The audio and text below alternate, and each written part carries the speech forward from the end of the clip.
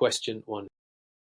In light of recent developments, Mr. Alvarez, an HVACR consultant, is investigating a school building where several classrooms experience stale air despite meeting minimum ventilation rates under ASHRAE 62.1. He suspects uneven distribution. What should he prioritize to address the problem effectively? A. Perform a duct leakage test to confirm envelope sealing. B. Increase outdoor air damper settings for all AHAs. C. Conduct airflow balancing to ensure uniform distribution. D. Replace MERV 8 filters with HEPA filters. Answer. Correct answer. C. Explanation. Airflow balancing is essential to ensure that each space receives its design ventilation, even if total system airflow meets code. Without proper balancing, some rooms may be underventilated, while others are overventilated. Duct leakage testing focuses on losses, not distribution. Increasing outdoor air could overburden HVAC systems without fixing the imbalance. Upgrading filters improves particulate control, doesn't solve poor distribution. ASHRAE commissioning guidelines emphasize balancing as part of IEC assurance. Question 2. The general consensus is that building pressurization plays a critical role in IEC. In a healthcare facility, the surgical suite is experiencing higher particle counts than adjacent corridors. What is the most likely cause? A. Negative pressure in the surgical suite relative to corridors. B. HEPA filters operating at 50% efficiency. C. Overly high relative humidity at 65%. D. Supply air temperature set too low. Answer. Correct answer. A. Explanation. Surgical suites must be maintained under positive pressure to prevent infiltration of contaminants. Negative pressure would cause particles from adjacent areas to enter the suite, degrading IEC. HEPA efficiency issues could contribute but wouldn't explain directional airflow reversal. Elevated humidity impacts microbial growth but not immediate particle intrusion from other areas. Low supply air temperature affects comfort, not contamination control. Pressurization control is mandated by healthcare ventilation standards. Question 3. From a practical standpoint, psychrometric analysis shows air leaving an OHU at 55 degf and 90% RH before reheating to 68 degf. What is the primary purpose of this process? A. To maintain low humidity levels in occupied spaces. B. To increase the latent cooling capacity of the system. C. To improve system energy efficiency during peak loads. D. To reduce filter pressure drop across MERV filters. Answer. Correct answer. A. Explanation. Cooling air below its dew point condenses moisture, reducing humidity. Reheating after dehumidification maintains comfort temperature without reintroducing moisture. This strategy is common in humidity-critical environments such as museums or hospitals. Increasing latent cooling. B. Describes the process but isn't the end goal. It means to control humidity. Energy efficiency. C. Is actually reduced due to reheating. Filter pressure drop. D. Is unrelated to this air treatment process. Question 4. By evaluating a new office building's IEC after occupancy, Patel discovers high VOC concentrations from new carpet and furniture. Which mitigation strategy would best align with source control principles? A. Install portable activated carbon air cleaners in each office. B. Operate HVAC systems at 200% of design ventilation rate for several days. C. Replace or treat materials with low-emitting alternatives. D. Increase supply air temperature to speed VOC off-gassing. Answer. Correct answer. C. Explanation. Source control eliminates or replaces pollutant sources. The most effective IEC strategy per EPA and ASHRAE guidelines. Carbon filters can reduce VOCs temporarily, but don't address ongoing emissions. High ventilation rates can dilute VOCs, but require significant energy and may be temporary. Higher temperatures may increase emission rates, but won't reduce the total emitted VOCs, but they may even worsen. Exposure material selection is fundamental in sustainable IEC design. Question 5. Given the circumstances, Mr. Reynolds is conducting an IEC investigation in a basement archive where mold is present despite low measured RH. Which hidden factor should be considered first? A. Localized condensation on cold surfaces. B. Incorrect MERV rating of return filters. C. Overventilation leading to moisture buildup. D. High air velocity causing dust dispersion. Answer. Correct answer. A. Explanation. Mold can occur with low ambient RH if localized condensation exists on cold surfaces, such as ductwork or uninsulated pipes maintaining surface moisture. Filter ratings affect particulate capture, not mold moisture source. Overventilation may contribute if outdoor air is humid, but RH readings suggest otherwise. High air velocity impacts particulate distribution, but not microbial growth triggers. Building science fundamentals stress surface temperature control to prevent condensation-related mold. Question 6. In the absence of visible duct leaks, airflow readings still show SSP-EFM significantly below design in a hospital isolation room. What should be the next diagnostic step? A. Measure static pressure across supply diffusers. B. Test for negative building pressure in adjacent spaces. C. Inspect for damper position or mechanical obstruction. D. Increase fan speed to boost supply airflow. Answer. Correct answer. C. Explanation. If duct leaks are ruled out, mechanical restrictions like closed dampers or blockages are likely. Static pressure readings help identify airflow resistance but not the cause. Negative pressure in adjacent spaces could explain directional flow issues but not reduced supply CFM. Increasing fan speed risks system imbalance without addressing the underlying blockage. Mechanical inspection is a direct logical step. Identify physical impediments to airflow per HVAC troubleshooting protocols. Question 7. Throughout the course of evaluating a school's ventilation, Thompson finds the CO levels stay elevated even after increasing outdoor air intake. Which factor is most likely contributing? A. Inadequate air mixing within classrooms. B. Co-sensor calibration drift. C. Exhaust fan operating intermittently. D. Overly high supply air temperature set point. Answer. Correct answer. B. Explanation. Co-sensor calibration drift can cause readings to remain high despite actual improvements in ventilation. Poor air mixing could cause localized pockets, but the persistence across multiple rooms points to measurement issue. Exhaust fan cycling affects pollutant removal, but would also impact other contaminants. High supply air temperature affects comfort, not co-measurement accuracy. ASHRAE recommends periodic calibration of IEC sensors to ensure reliable readings for control and assessment. Question 8. Examining the consequences of unbalanced exhaust in a commercial kitchen, Mr. Davis notes that odors are spreading into dining areas. Which adjustment would most directly resolve this? A. Increase makeup air supply rate to the kitchen. B. Install additional ceiling-mounted odor scrubbers. C. Reduce dining area supply airflow. D. Upgrade exhaust hoods to higher MERV rating. Answer.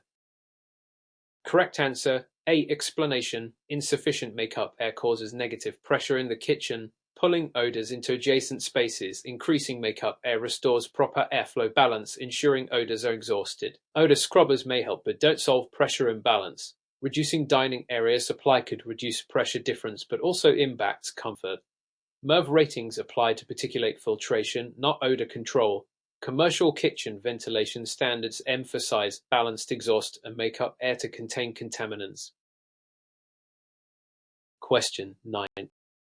Considering the evidence in a humid coastal climate, a museum's HVAC system struggles to maintain RH below 60% during summer, what upgrade would most effectively address the issue? A. Install desiccant dehumidification system.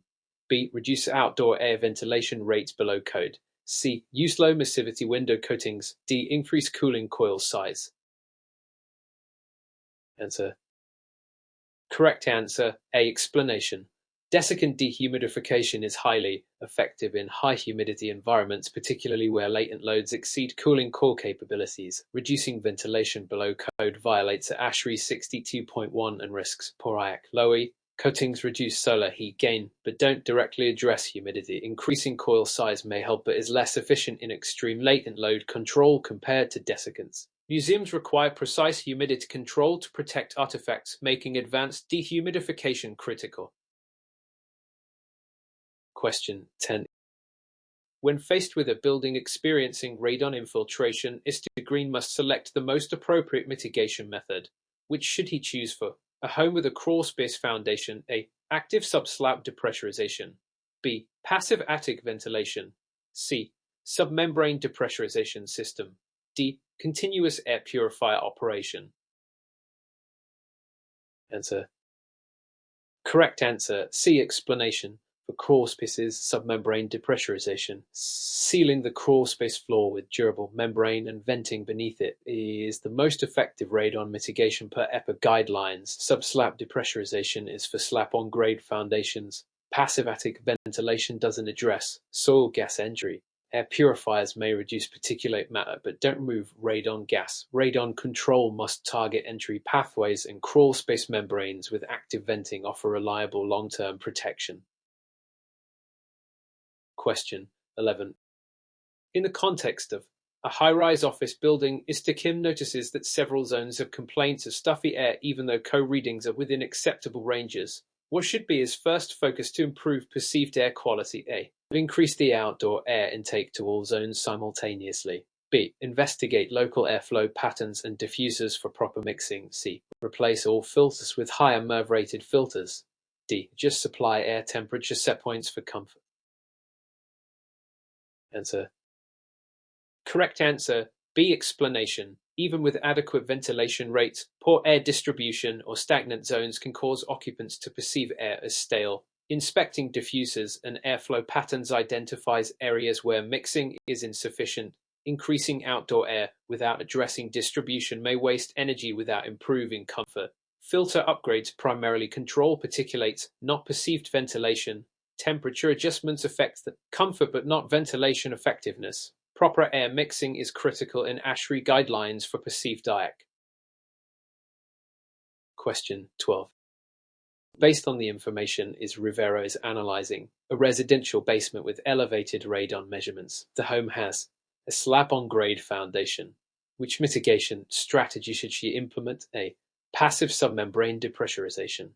B. Active subslab depressurization. C. Continuous high-efficiency filtration. D. Increased attic ventilation. Answer. Correct answer. B. Explanation. Subslab depressurization is the most effective method for slab-on-grade homes, creating a pressure differential that prevents radon from entering living spaces. Passive submembrane systems are more appropriate for crawl spaces. High-efficiency filtration removes particulates but does not address radon gas. And attic ventilation does not mitigate radon infiltration through the slab. EPA guidelines stress targeting entry points for effective long-term radon control, making active subslab venting the recommended solution. Question 13. Through the lens of a commercial kitchen investigation, Mr. Johnson observes that grease-laden exhaust fans are causing backflow of odors into dining areas. Which solution is most aligned with source control principles? A. Increase makeup air to balance kitchen exhaust pressure. B. Install ionization devices in dining areas. C. Add portable HEPA air cleaners to each table area. D. Reduce dining area supply airflow to increase pressure differential. Answer. Correct answer. A. Explanation. Kitchen exhaust systems must be balanced with makeup air to maintain neutral or slightly positive pressure relative to adjacent spaces. Without adequate makeup air, negative pressure draws odors into dining areas, violating source control principles. Ionization and HEPA filters may reduce particles but do not correct pressure-driven contaminant transport. Reducing dining supply could worsen comfort and pressure imbalance. Proper air balance ensures containment and efficient contaminant removal consistent with commercial kitchen ventilation best practices. Question 14. For the purpose of maintaining thermal comfort in a hospital, it must evaluate humidity control strategies. The indoor RH fluctuates between 30% and 60%, causing discomfort and potential microbial growth. What approach should she implement? A. Install desiccant-based dehumidification in air-serving sensitive areas. B. Reduce outdoor air intake below ASHRAE 62.1 minimums. C. Use only cooling coils to remove moisture. D. Increase supply air temperature to lower it. Answer. Correct answer. A. Explanation. Desiccant dehumidification provides precise humidity control for critical healthcare areas where cooling alone may not suffice, maintaining RH within safe and comfortable limits. Reducing outdoor air below code compromises IEC. Cooling coils alone may not manage high latent loads, especially in humid climates. Raising supply air temperature has minimal impact RH control and may worsen comfort ASHRAE and healthcare guidelines emphasize active dehumidification in sensitive environments to prevent microbial proliferation and maintain comfort. Question 15. Considering the evidence, Mr. Davis inspects a school gym where occupants report persistent odors despite high ventilation rates. The system has MERV-8 filters and no air purification devices. Which action aligns with best IEC practices? A. Upgrade filters to higher MERV ratings to capture finer particulates. B. Introduce source control by addressing odor-emitting materials or activities. C. Double ventilation airflow without addressing source. D. Install of C lamps in the gym ductwork. Answer. Correct answer, B. Explanation. Source control is the most effective IEC strategy. Removing or isolating the pollutant directly addresses odor problems. Filter upgrades capture particulates but do not remove gaseous odors. Increasing ventilation without controlling the source is energy intensive and may only temporarily dilute contaminants. Off-seat lamps target microbial growth but are ineffective against volatile organic compounds and other odor sources. IEC guidelines prioritize elimination or containment of pollutants over dilution alone. Question 16. When analyzing a residential building, ISCHEN identifies that the crawl space has high moisture content and musty odors, even though RH in living spaces is below 50%. Which mitigation method is most appropriate? A. Submembrane depressurization with a sealed vapor barrier. B. Increase supply air ventilation to living spaces. C. Add HEPA filtration to the return ducts. D. Reduce attic ventilation to limit airflow. Answer. Correct answer, A. Explanation. Moisture in crawl spaces is often driven by soil vapor and poor airflow. Installing a vapor-impermeable membrane with active submembrane ventilation prevents soil moisture from entering the crawl space air, reducing mold risk. Increasing supply air or filtration in living spaces does not address the source. Reducing attic ventilation has no impact on crawl space moisture. Building science emphasizes isolating the crawls environment and controlling pressure and vapor intrusion to maintain healthy indoor air in overlying spaces. Question 17. Illustrated by a Musia HVAC assessment, Mr. Thompson notes that humidity spikes occur in exhibit halls despite proper cooling coil operation. What strategy best addresses latent load issues without compromising temperature? A.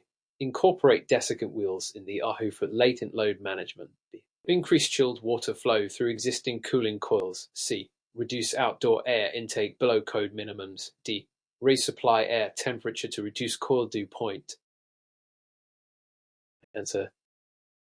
Correct answer, C. Explanation. Reducing outdoor air below code would violate ventilation standards and risk HVACR. The correct answer should instead focus on desiccant wheels. To actively control latent loads. Increasing chilled water may improve cooling but not adequately remove moisture in high humidity climates. Raising supply temperature could exacerbate RH issues.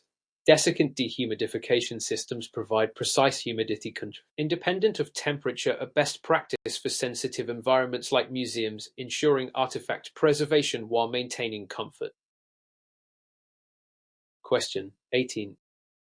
From multiple perspectives, Mr. Ollie is investigating unusual odors in a hospital wing.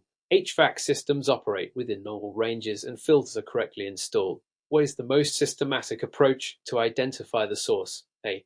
Conduct a forensic inspection including material off-gassing and microbial testing. B. Install portable air purifiers in affected rooms. C. Increase AHU fan speed to dilute odors. D. Replace all ductwork to eliminate potential contamination. Answer. Correct answer, A. Explanation. Systematic HVAC investigation combines observational assessment with testing to identify odor sources, whether chemical or biological. Forensic inspection ensures the root cause is identified rather than just treating symptoms. Air purifiers only temporarily remove contaminants but do not address origin. Increasing fan speed may disperse odors but fails to eliminate the source. Replacing ductwork is costly and unnecessary if contamination is elsewhere. ASHRAE and IEC protocols emphasize targeted investigation before remediation. Question 19. The underlying principle of maintaining indoor air quality in a commercial office involves balancing energy efficiency with pollutant control. Which approach best achieves this goal? A. Use demand-controlled ventilation with co-sensors to adjust outdoor air intake. B.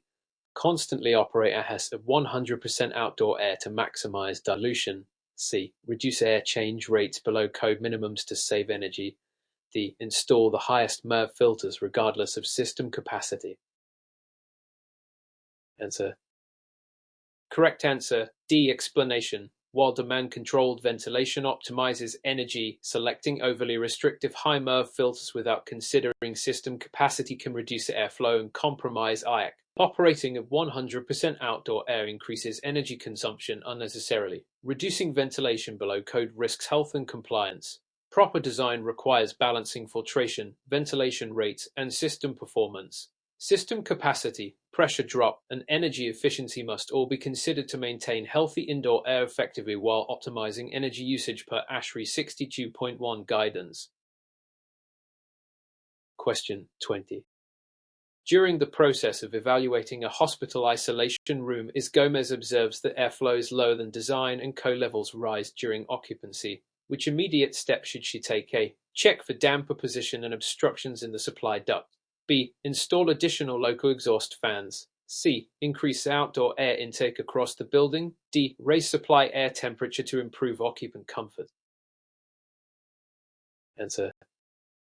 Correct answer, C. Explanation. Increasing outdoor air may temporarily improve code dilution but does not address the underlying airflow restriction, which is more effectively resolved by inspecting dampers and obstructions. Installing additional exhaust fans affects pressure balance but not supply airflow distribution. Adjusting temperature does not solve co-accumulation. ASHRAE commissioning and IEC best practices emphasize identifying and correcting mechanical restrictions and ensuring proper ventilation to maintain both IEC and compliance in healthcare spaces. Question 21.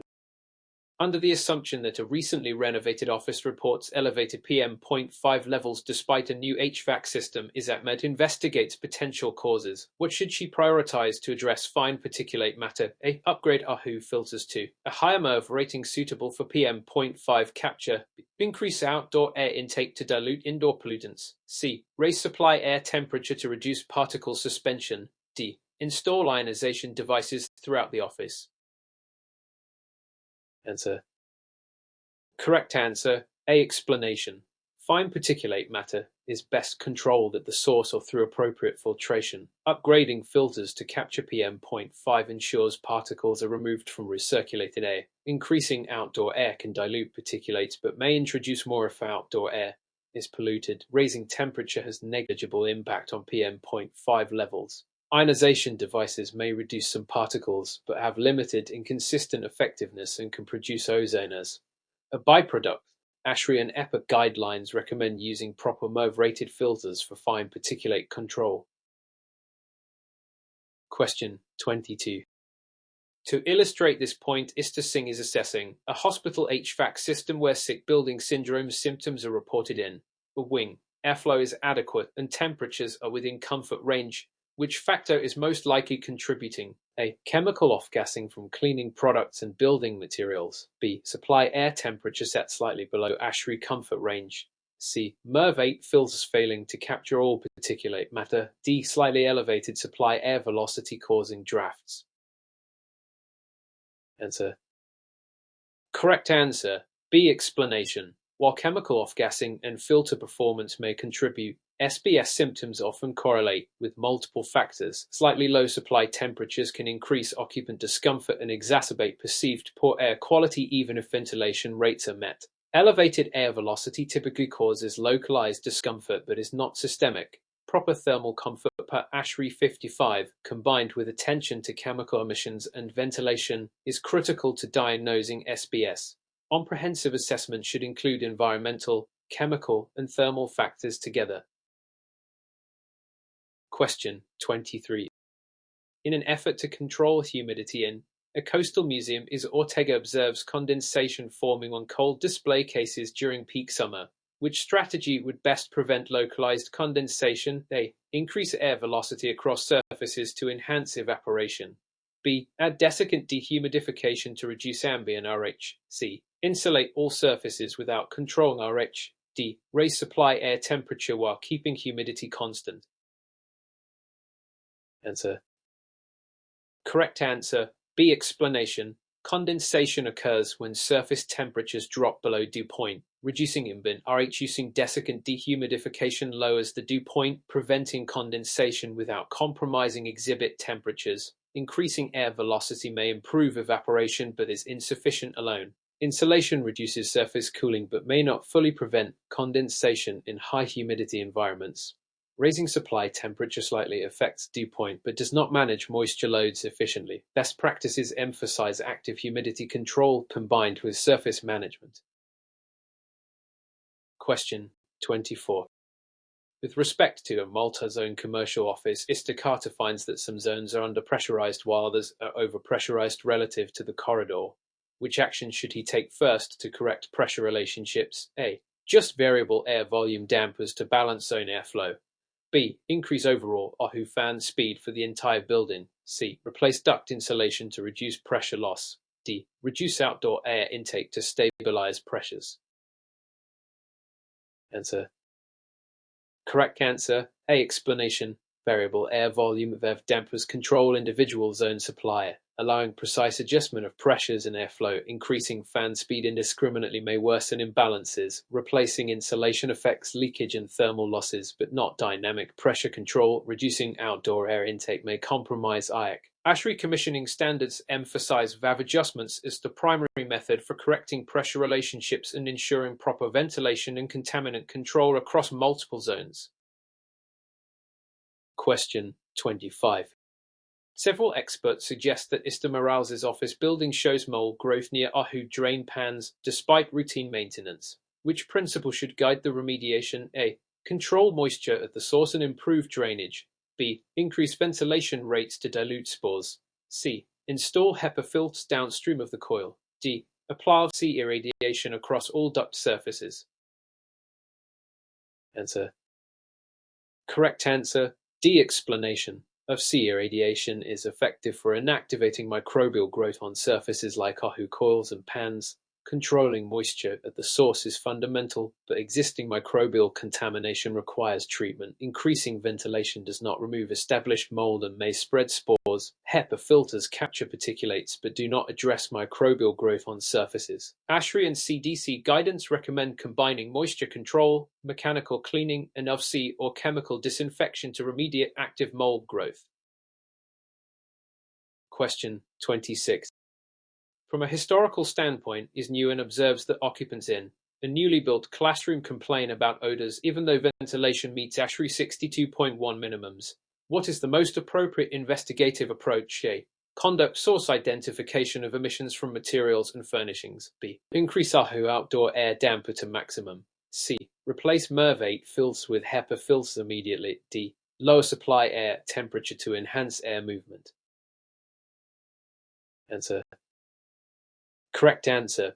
A. Explanation. Investigating odor sources identifies pollutants at their origin. Even with adequate ventilation, emissions from paints, adhesives, or furniture can cause noticeable discomfort. Increasing outdoor air without addressing source may be inefficient and energy-intensive.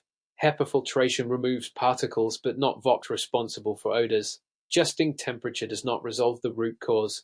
Source identification and mitigation align with best practices for IEC management and occupant health, ensuring a sustainable solution rather than temporary dilution.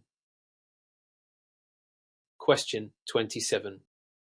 Given the circumstances, Mr. Brown inspects a healthcare facility with radon levels exceeding guidelines. The building has a basement with a dirt floor. Which mitigation is most effective? A. Submembrane depressurization with continuous venting. B. Passive attic ventilation to reduce pressure. C. Increase supply air to occupied areas only. D. Install carbon air purifiers in all rooms. Answer.